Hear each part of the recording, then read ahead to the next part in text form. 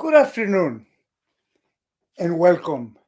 Today we're going to be talking about the Toastmasters International Contest Final.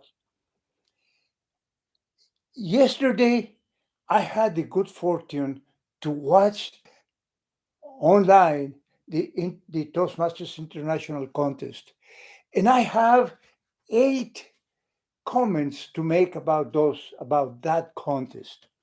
This will describe it. This, for those of you that are not Toastmasters, this takes care once a year, and you start at the club level and then advance to the different levels until you finally get to the final. And whoever wins there at the final international contest, they call him the world champion of public speaking. So today, if you allow me, you give me your permission, I'm going to use some of my notes. And I'm going to give you 8 comments, as I said at the beginning, of the things that I watched and of how fascinating it is to watch these world class speakers. To be there, it takes them quite a bit. They have to go through those different levels and then win. And it's thousands of competitors that stay behind because they didn't make it. The first thing that I noticed was that they all use stories. It's fantastic. They use stories about their parents, their family, and friends. That's a common thing. So stories is the queen. And as we tell speeches, I use stories all the time. And they all had a conflict that allowed them to get a message from. And then they had a guru that gave them the solution for the problem. And of course, they have a takeaway message. And number 5 is that they had a good use of the stage. And to make emphasis, they even came close to the camera and told you a specific point there. And some of them even came from here, from the corner, to look at you. The other area that I had was that they had very good interaction with the audience, either with questions, but also painting pictures in the audience's mind. They let them work, they let them create those pictures. Some of them didn't even finish the sentence because it was obvious what they were going to say. So that was a very clever way of involving the audience.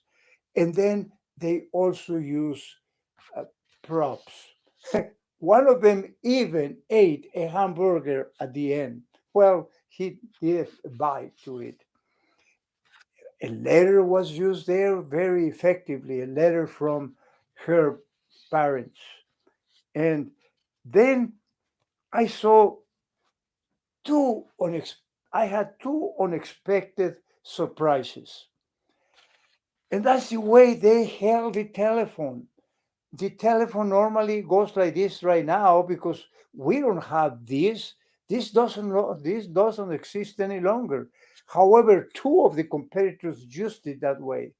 And another surprise that I found was the use of gestures. Yes, they were very natural, but one of them came to rest here, and that could be distractive.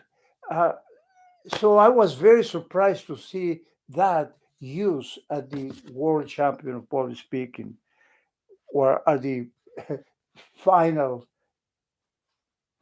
contest of the international contest. Then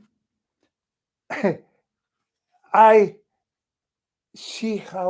I imagine how difficult this is to judge.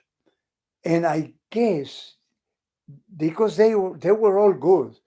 They all had different things, a different twist, and different creativity. And I think that at the end, the speaker that has the most creativity, that has all the different usage of the stories, the conflict, the guru, the takeaway, all that is a given. But the maybe the thing that the judges take into account is the creativity. One of the I'm going longer, but sorry. One of the speakers even said, "Excuse me, Mr. Contest Chair," and then he walks out. You think that he's going to be walking away. And there were some other twists. I love this speech. In fun is this contest, and I wish we had more time to comment about it. But watch it. Watch the winner. The winner was Verity. That's his first name. I don't remember her last name. But they're all fantastic speeches. Go watch them. And I see you tomorrow. In the meantime, stay safe and stay proactive.